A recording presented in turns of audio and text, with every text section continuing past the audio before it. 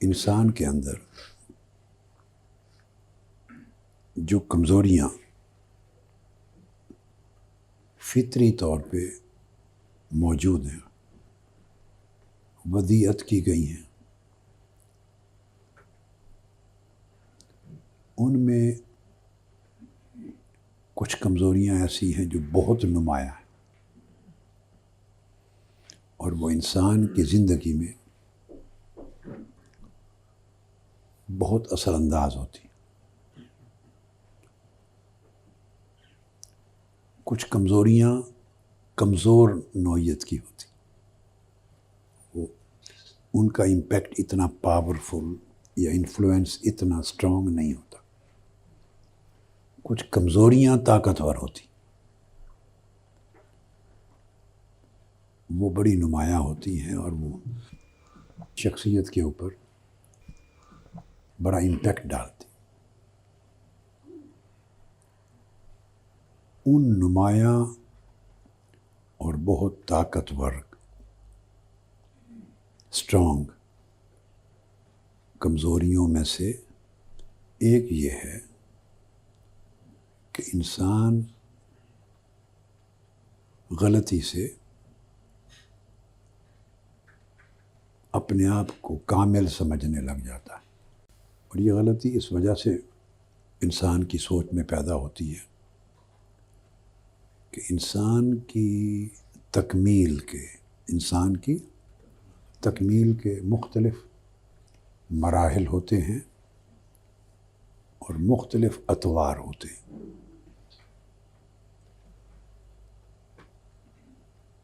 ان میں ایک طور اس کی شخصیت کی تکمیل کے پورے سفر میں ہوتا ہے ٹیکنیکل یا ٹریڈیشنل، جس میں انسان ایک مخصوص نصاب پڑھتا ہے، ایک مخصوص وقت کے لیے کسی انسٹیٹیوشن میں رہتا ہے، کسی کی صحبت میں رہتا ہے، اور وہ ایک نصابی صحبتی تعلیمی تربیتی دور ہوتا ہے جس کو وہ مکمل کر کے وہ زندگی کے اگلے فیز میں داخل ہو جاتا ہے، پریکٹیکل لائف۔ جو اسکل اس نے سیکھا ہے اس کی بنیاد پہ پھر وہ آگے سروسز انجام دیتا۔ تو فالٹ اس جگہ ہوتی ہے کہ وہ اس فیز کو سمجھتا ہے کہ یہی سفیشینٹ تھا اور میری تکمیل کے لیے جو میں نے کر لیا،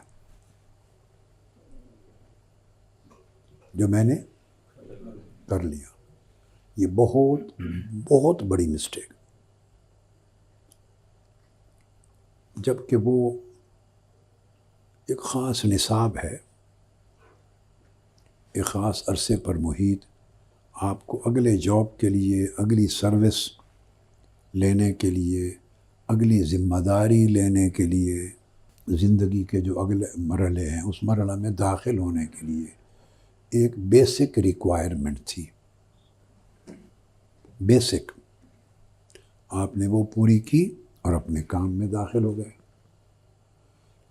تو وہ انسان نے وہ جو بیسک ریکوائرمنٹ کسی حد تک، وہ بھی کسی حد تک پوری کی، اور اس میں جو کچھ پڑھا، جو کچھ سیکھا، جو کچھ سمجھا، وہ لے کے فیلڈ میں آ گیا۔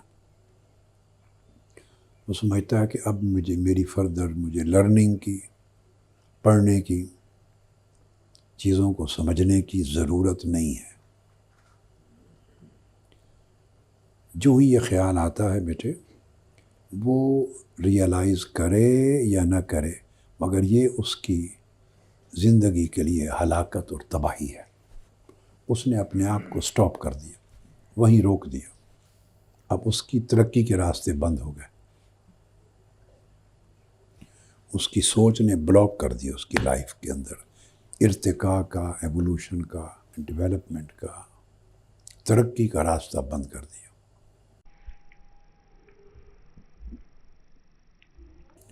اس کی اس مسٹیک کو ایک اور چیز سپورٹ کرتی ہے، جس سے یہ غلطی اور پختہ ہو جاتی ہے، یعنی غلط فہمی اس کی پختہ ہو جاتی ہے۔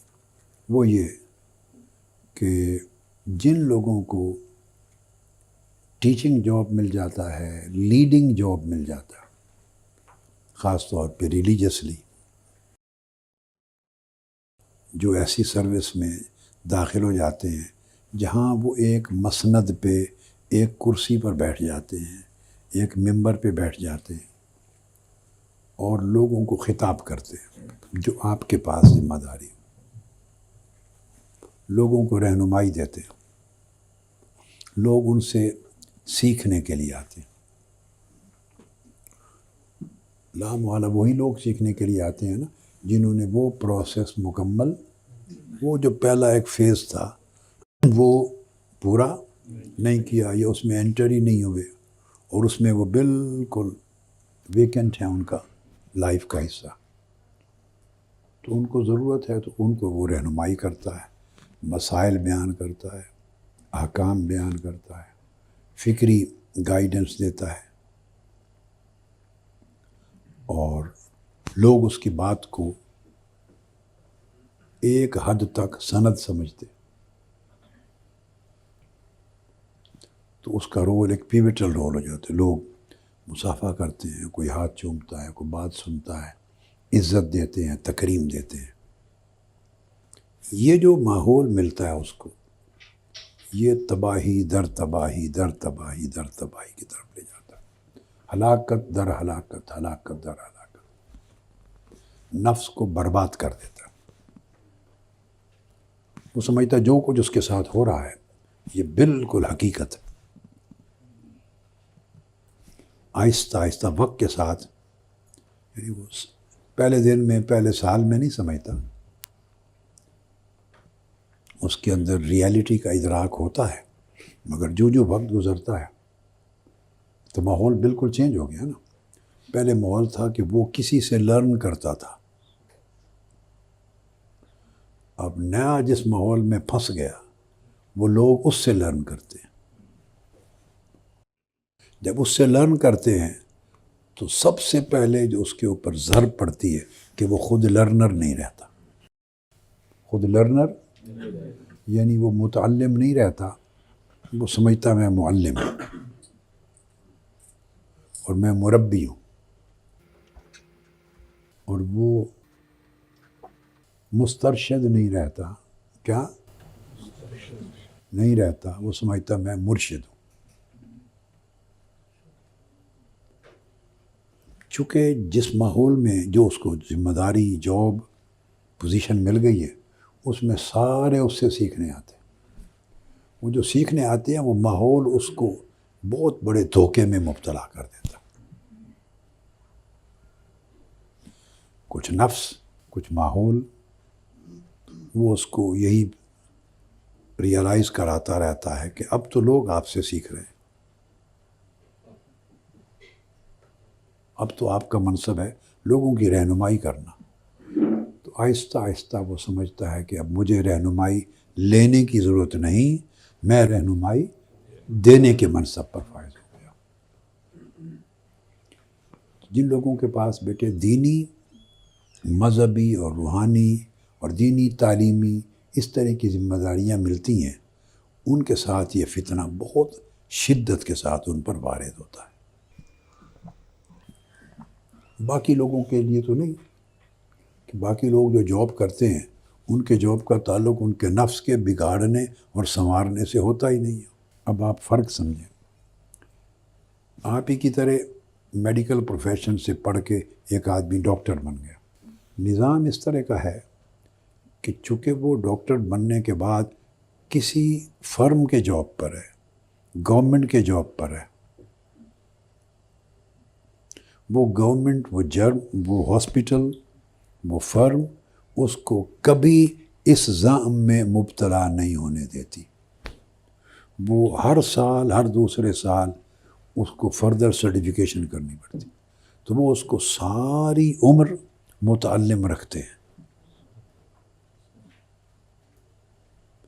آپ جتنے بڑے managerial job per, I T کے جاب پر، انجینئرنگ کے جاب پر، کسی بھی فیلڈ میں دنیا میں چلے جائیں، ہر چوتھے دن ان کو ایک ورکشاپ پہ بلایا جاتا ہے اور ان کو نیا سبجیکٹ، نئی ٹولز، نئی ڈسکوریز، نئی ریسرچ، نئی چیزیں جو دنیا میں ہو رہی ہیں اس انڈسٹری میں، وہ ان کو سکھائی جاتی ہیں.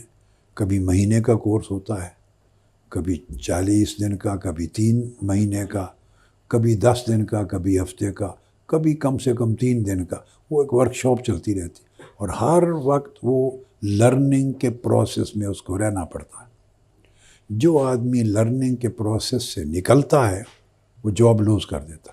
ڈاکٹرز اگر ان کو پریکٹس کرتے ہوئے اور جاب کرتے ہوئے اسپیشلائز کر لینے کے بعد ان کو 20 سال بھی گزر جائیں، 25 سال بھی گزر جائیں، تو وہ ہر ملک کے سسٹمز الگ ہوں گے. اور میرا خیال ہے اسی طرح کوئی نہ کوئی شکل ہوگی. امریکہ کا میں جانتا ہوں کہ وہ ہر 2 3 4 سال کے بعد انہیں ایگزام میں بیٹھنا پڑتا، باقاعدہ پیپر دینے پڑتے ہیں، تیاری کرتے ہیں. تو وہ محکمے ان کو عمر بھر متعلم طالب علم رکھتے ہیں. لہٰذا چونکہ اس کا تعلق ان کے جاب سے ہے، اب یہ اگلا نقطہ سمجھا رہا ہوں، اس کا تعلق جاب سے ہے اور جاب کے بنانے کا تعلق برقرار، یہ اس کی معیشت معاش سے ہے. اس کے گھر روٹی آئے گی، کھانا آئے گا، اس نے رات کو کھا کے سونا ہے، اس کے بچے، اس کا گھر، اس کے بلز، اس کی مورگیج، اس کی گاڑی، انشورنس، خرچے منحصر ہیں جاب پر. جاب ہوگا تو سب کچھ ہوگا، اگر جاب سے نکال دیں گے. اب پوری دنیا میں کوئی پرماننٹ جاب نہیں دیتا سوائے دین کے فیلڈ کے. اب آپ سمجھیں، پوری دنیا میں کوئی پرماننٹ جاب سے مراد جس میں آپ کو فردر کبھی لرننگ کی ضرورت ہی نہ ہو، سرٹیفکیشن ہی نہ کرنی پڑے، ریفریشر کورسز میں نہ جانا پڑے، ورکشاپس میں نہ جانا پڑے. ابھی کل ایک آدمی ملنے آیا ہوا تھا مجھے یہاں،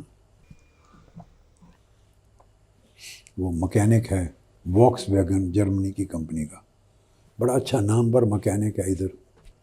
اس نے کہا اتنی لاتعداد سرٹیفکیشنز میں نے، ایک مکینک، گاڑیوں کا مکینک، اس میں کی ہیں، وہ نام بتاتا رہا، اتنی کی ہیں کہ ان سرٹیفکیٹس کے رکھنے کی جگہ نہیں ہے گھر. کہ اگر وہ نہ کرے، نالج کو اپڈیٹ نہ کرے اور لرنر نہ رہے، 2 سال کے بعد کمپنی اس کو جاب سے فائر کر دے. اللہ کا دین اتنا سخی ہے، اس میں کوئی بندہ اپنے پاؤں پہ خود کلہاڑی نہ مارے تو اللہ کا دین اسے اپنے جاب سے فارغ نہیں کرتا. مگر چونکہ اللہ کا دین اس کے ساتھ سخاوت کرتا ہے، لہٰذا ہم اللہ کے دین کا حشر کرتے ہیں. سخاوت کا بدلہ سخاوت سے نہیں دیتے، چونکہ سیکیورٹی ہے. انلیس کہ کوئی بندہ ریئلائز کرے یا نہ کرے، خود زیادتی اپنے کے ساتھ کر بیٹھے.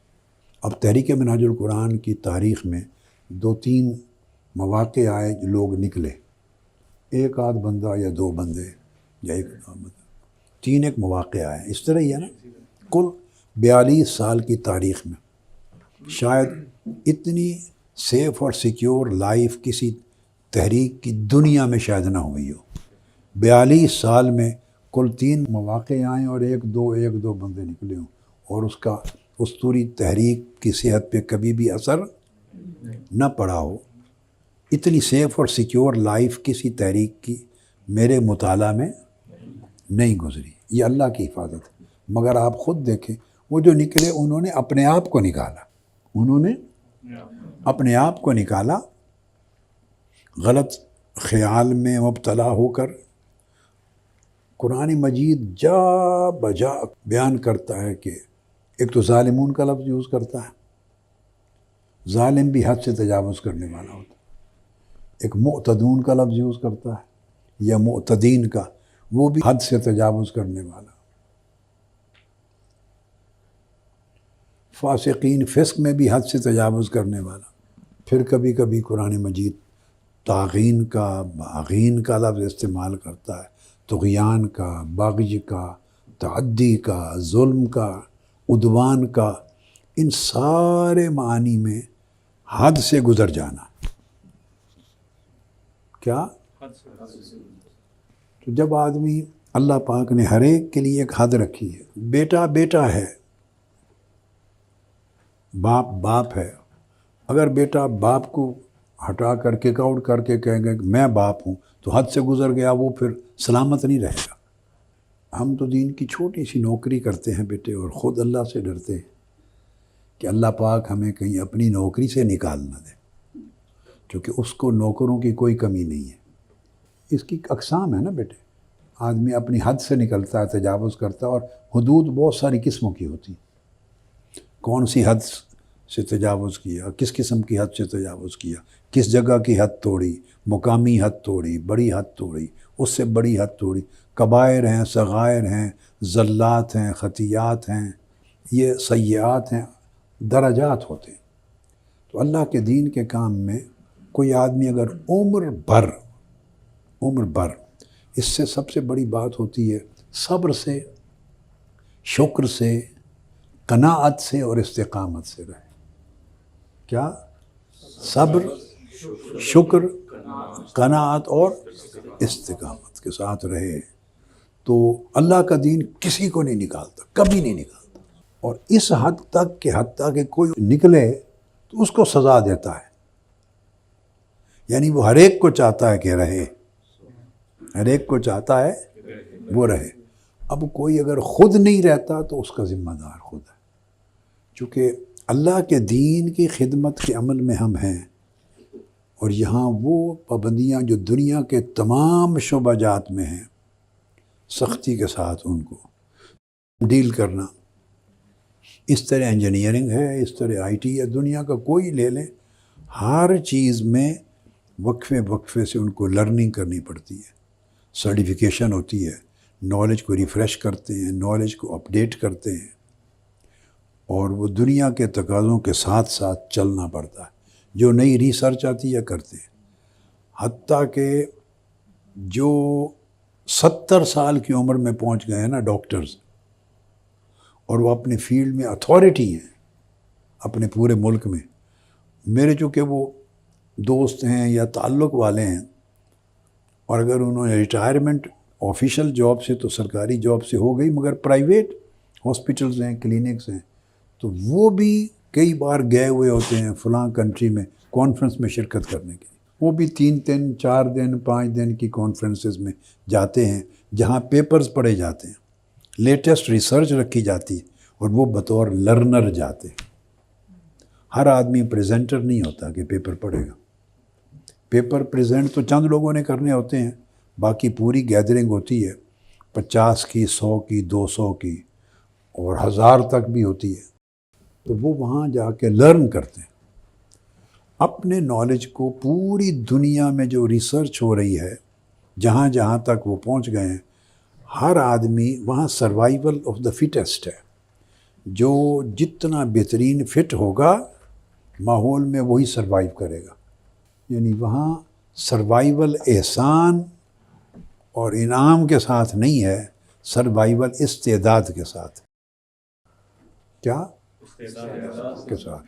تو استعداد، صلاحیت بڑھاتے چلے جاتے ہیں ہر فیلڈ میں.